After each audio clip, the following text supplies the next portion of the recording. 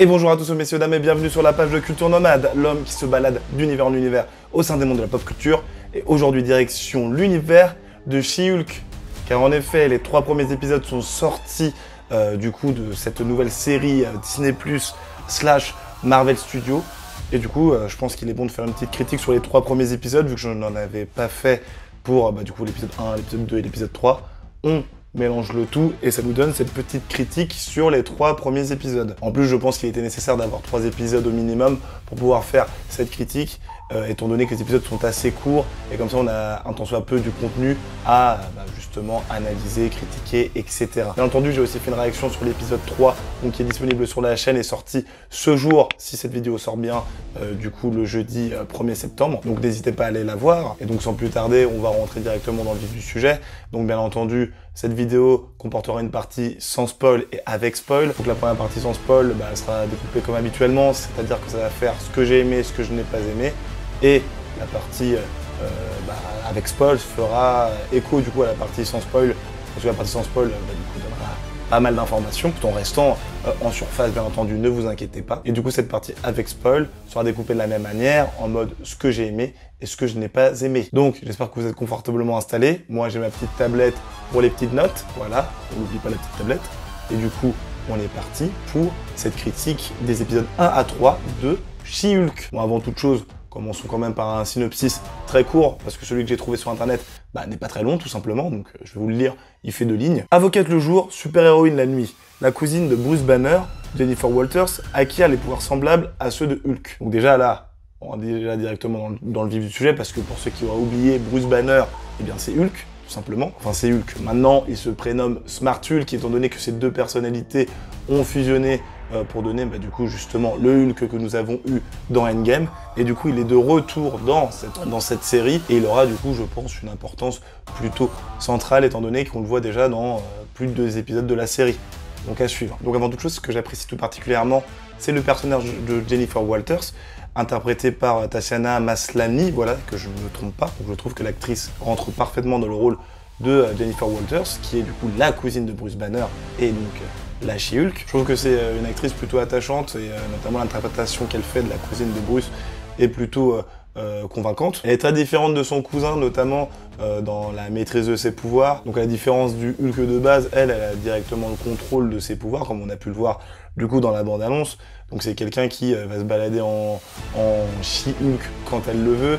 Elle a ce contrôle-là de ses pouvoirs et donc voilà, c'est une personne quand même qui a une certaine facilité à maîtriser ses pouvoirs, à la différence de son cousin du coup. La série elle a pris aussi le parti pris de prendre Jennifer Walters comme, et même la série en général, comme une icône contre la répression masculine. Donc elle aura vite compris que il faut tabasser le message du voilà, les femmes ont toujours ce besoin de devoir faire plus d'efforts que les hommes. Ça c'est bien mis en évidence. Il y a aussi ce côté un petit peu méta où à un moment ils font référence à une critique envers She-Hulk, parce que pour la majorité des gens qui ne se sont pas informés, pour eux, She-Hulk c'est juste une Hulk en femme et que c'est un peu le délire woke, etc. Et donc ils en jouent de ce truc-là et ils critiquent justement la manière de raisonner de ces personnes. Et donc ça ferait écho notamment au torrent de critiques négatives qu'a reçu la série avant même qu'elle ne sorte, avec des gens qui disaient tout simplement She-Hulk, c'est une série où on a juste envie de mettre une femme en avant, c'est une série qui sert à rien, pourquoi toujours mettre des femmes, etc. Et donc justement, ils prennent ce parti pris, le retournent contre les personnes qui en font usage, et je trouve ça du coup très intéressant. Aussi, ce qui est plutôt intéressant et que j'ai beaucoup apprécié, c'est la relation entre Bruce Banner et Jennifer Walters. Cette relation est très fusionnelle, je trouve que les 2 personnages, ils ont une bonne alchimie à l'écran et on sent que les 2 acteurs s'amusent à interpréter ce Hulk et cette She-Hulk, bien que Mark Ruffalo, on l'ait vu en Hulk depuis des années, mais là on sent vraiment qu'il s'épanouit plutôt bien dans le rôle et je trouve ça plutôt intéressant. Après, il y a aussi ce côté briser le 4e mur. Donc, pour ceux qui ne sauraient pas ce que c'est quand tout simplement dans une série, le personnage va vous parler directement à vous les spectateurs, un peu à l'image de Malcolm.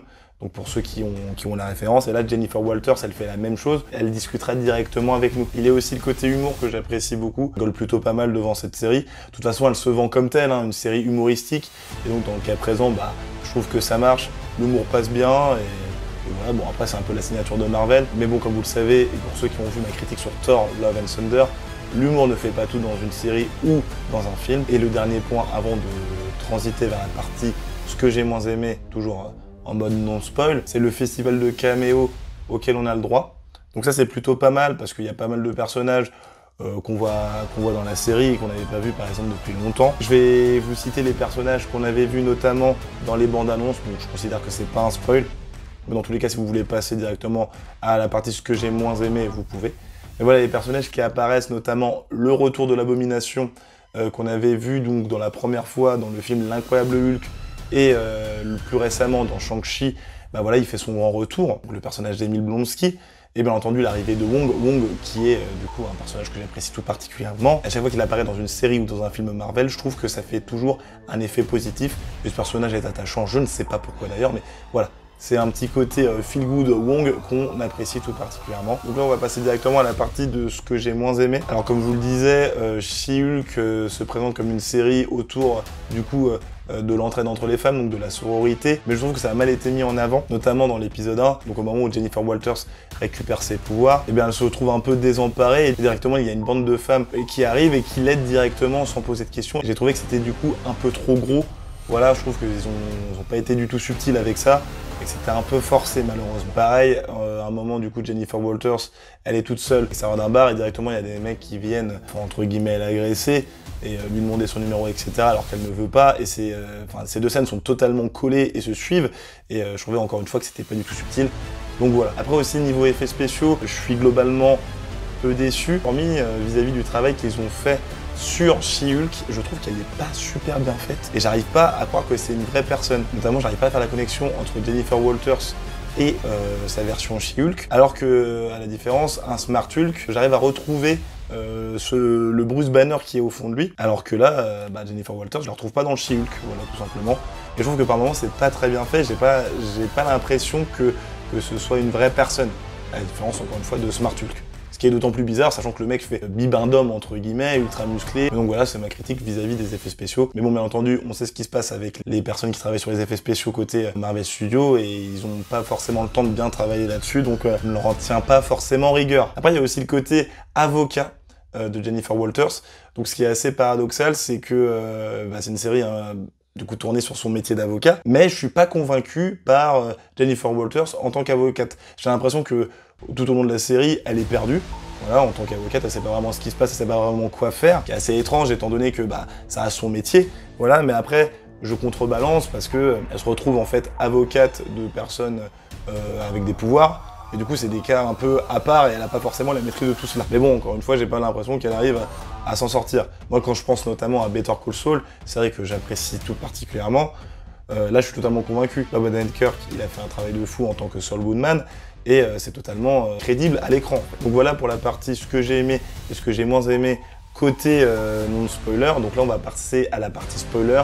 Il n'y aura pas grand-chose à dire, mais voilà, on va rentrer directement dans le détail. Donc pour ceux qui ne veulent pas se faire spoil, je vous invite bien entendu, avant toute chose, à vous abonner, à partager la vidéo, à liker, à me suivre sur mes divers réseaux sociaux, etc. Et je vous dis à la prochaine dans de nouveaux univers, bien entendu. Et pour ceux qui veulent se faire spoil, on est parti directement pour la partie 100% spoiler. Donc je vais développer un peu plus la partie de ce que j'ai apprécié. C'est le traitement du coup de Bruce Banner en tant que Smart Hulk. Donc là on comprend enfin comment il a pu repasser en forme humaine. Donc on l'avait vu dans la scène post-générique de Shang-Chi en mode forme humaine. On se demandait du coup comment c'était possible qu'il se retrouve dans cette forme humaine-là, sachant qu'il n'a pas de contrôle là-dessus normalement. Et au final c'est expliqué par le fait qu'il ait un dispositif qui lui permette de redevenir humain. Donc voilà, il a travaillé dessus pendant quelques années, et donc voilà, maintenant ça fonctionne. Donc voilà, justification plutôt simple, mais qui marche. Après, on a aussi l'explication concernant le fait que son bras est soigné, parce qu'on avait vu dans le trailer qu'il avait du coup plus d'attelle, enfin il avait plus de plâtre, etc. Concernant son bras qu'il a utilisé pour claquer des doigts dans Avengers Endgame et ramener tout le monde à la vie. Et donc là, la justification, c'est qu'il s'est servi des pouvoirs de Jennifer Walters, enfin du sang de Jennifer Walters, pour soigner son bras, car elle a des gènes plus fortes et plus adaptées, enfin bref. Bon, j'ai pas trop apprécié ce truc-là parce que c'était vraiment ultra simple et ça casse un peu tout le côté enjeu de Endgame, donc dans le sens, faut que tu sacrifies quand même une bonne partie de ton corps. Voilà, donc voilà, ils nous ont livré ça comme ça, je pense qu'on aurait vite oublié, et puis ainsi de suite, comme l'œil de Thor en fait dans Infinity War, où on lui donne un œil, un nouvel œil bionique pour du coup remplacer son œil qu'il a perdu face à Ella. Donc un peu simple aussi, c'est dommage. La partie aussi que j'ai appréciée, c'est donc la partie She-Hulk, où on voit que Hulk, tout simplement, il est jaloux de sa cousine parce qu'elle a une maîtrise plus approfondie de ses pouvoirs. Elle n'a pas de double personnalité, à la différence de Hulk, et du coup c'est une version améliorée en fait de Hulk, et quand on voit que Hulk il a galéré pendant 15 ans à maîtriser tout ça, alors qu'elle, juste en obtenant ses pouvoirs, elle a une maîtrise directe, on comprend sa jalousie. Mais c'est quand même comique, je trouve que c'est un aspect comique plutôt bien amené encore une fois, et c'est d'autant plus mis en évidence par la manière dont Tatiana Maslany et Mark Ruffalo arrivent à jouer tous les deux, donc nous on apprécie. Il est aussi du coup, donc, comme je le disais, l'introduction de l'Abomination. Abomination qui n'a du coup pas de souci de double personnalité, enfin plus de souci de double personnalité, parce qu'on aurait pu croire qu'avec les produits qu'on avait injectés dans l'incroyable Hulk, qu'il avait tout simplement développé une seconde personnalité. Au final non, pas du tout, enfin, c'était lui, il a réussi à contrôler un peu tout ça. Et c'est le rapport du coup entre She-Hulk et l'Abomination qui est aussi intéressant parce que elle est amenée à le défendre, et donc comme on l'a vu dans l'épisode 3, à libérer de prison. Et donc j'ai bien aimé ce côté, la cousine de mon pire ennemi va m'aider, et au final les Hulk et l'Abomination ont fait la paix. Bon après, ce qui est compréhensible parce que ça faisait plus de 15 ans d'histoire. Le film Incroyable Hulk c'était en 2008, et là du coup, c'est bon, ils ont fait la paix comme l'a expliqué Hulk, et Hulk il a aucune haine envers son ancien ennemi, donc ça passe tout seul. Et aussi côté Abomination, on a l'impression vraiment que c'est devenu un bon gars, mais j'ai vraiment, moi pour ma part, cette sensation que le mec peut à tout moment vriller et redevenir un ennemi. Donc à suivre pour les prochains épisodes, mais voilà, j'aime bien ce côté un peu paradoxal et transformé du mec, et je me dis qu'à tout moment, le gars, il va vriller, il va redevenir un ennemi. Et je le vois même peut-être dans les Thunderbolts, qui a été annoncé du coup pour 2024 je crois, enfin bref. J'attends ça avec impatience. Et donc dans les parties que j'ai moins aimées, il y a le côté combat entre She-Hulk et Hulk. Donc je me suis dit que c'était un combat en fait un peu simple, tout simplement parce que les gars étaient pas du tout obligés de se taper dessus, ils ont commencé à se taper dessus dans l'épisode 1 et j'ai trouvé ça un peu gros, encore une fois, tu te dis voilà c'est bon, il y a deux Hulk, faut les faire se battre, et en plus on sent même pas du tout des enjeux genre où ça fait un peu peur. Bon après ils font partie de la même famille, mais voilà j'étais pas forcément transporté par l'affrontement, c'était juste un moyen de présenter de nouveau les pouvoirs de Jennifer Walters en She-Hulk. Mais voilà, je trouvais que c'était pas forcément utile. Voilà globalement pour ma critique sur les épisodes 1 à 3 de She-Hulk. Pour faire un petit résumé, faire une petite critique globale, je vais vous énoncer les divers points à retenir entre guillemets sur cette série She-Hulk. Au final c'est une série feel-good, comique. Voilà, on est là pour passer un bon moment, on n'est pas là forcément pour flipper ou pour avoir des enjeux grandiloquents, parce que pour l'instant il n'y a aucun enjeu. Je trouve, hormis peut-être en sous-intrigue, le côté avion de Sakaar qui arrive pour récupérer Hulk.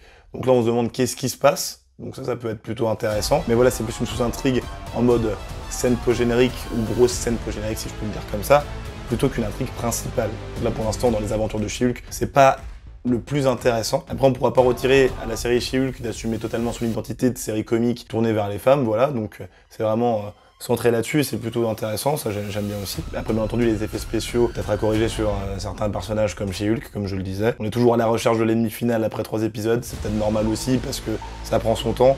Mais la différence d'un WandaVision, c'est qu'il y avait déjà une tension et on se posait beaucoup plus de questions sur l'ennemi final parce qu'on flippait. Alors que là chez Hulk, on se pose pas vraiment de questions, on est en mode on se laisse transporter. Comme j'ai dit, c'est le parti pris de la série. Et puis l'Abomination, un personnage plutôt intéressant, voilà, ami ou ennemi. Grande question, on verra bien dans les prochains épisodes. Donc voilà, moi pour mon avis personnel à 100%, pour l'instant je trouve que cette série ça va. C'est mieux que Miss Marvel, c'est moins bien que WandaVision et Loki. C'est une série on va dire un peu au milieu, entre deux, voilà, entre deux. Pour l'instant on se laisse transporter mais c'est pas forcément ma série coup de cœur. Mais bon après je vous invite potentiellement à la regarder la série pour vous faire votre propre avis, parce que peut-être que vous allez plus apprécier que moi. Donc voilà, c'est la fin de cette critique. J'espère qu'elle vous aura plu. N'hésitez pas à lâcher un pouce bleu, à mettre un commentaire, à vous abonner, à partager la vidéo. Cela permettrait de donner de la visibilité à la chaîne. N'oubliez pas de me suivre sur mes divers réseaux sociaux que sont Twitter, TikTok et Instagram. Et puis voilà, donc il ne me reste plus qu'à vous dire bon après-midi, bonne soirée, bonne matinée dans l'ordre que vous voulez. Et je vous dis à la prochaine dans de nouveaux univers. Salut!